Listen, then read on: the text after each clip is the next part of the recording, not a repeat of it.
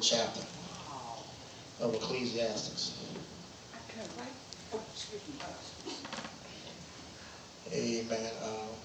Starting at verse 1. Mine gonna read a little different because I got the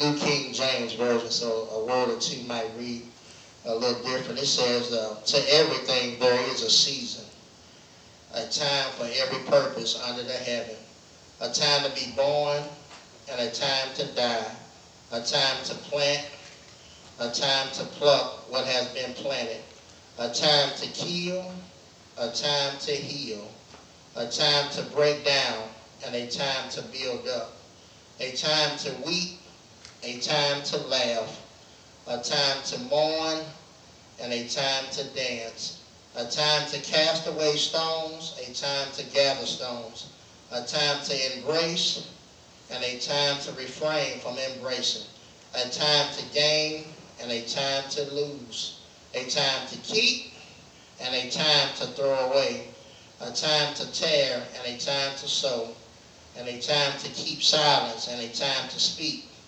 and a time to love, and a time to hate, a time for war, and a time for peace. Amen. For a little while, amen, we're just going to talk about understanding your season. Amen. Understanding your season.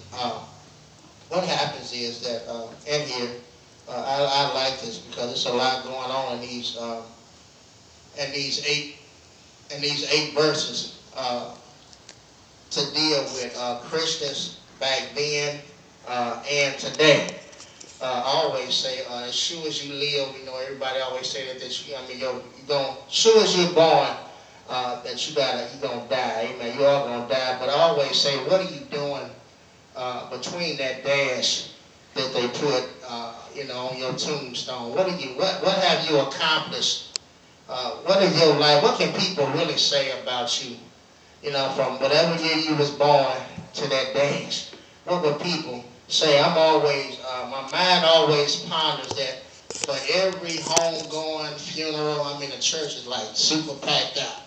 And even some people that ain't even close really to the person that's dead. They could even be some of their haters, but they gonna show up that particular day. Even the family members, we might not have been getting along, but on that homegoing day, amen, we all one big happy family. Right. And then it bothers me sometimes because the only time that most families get together is in tragedy. Even when my baby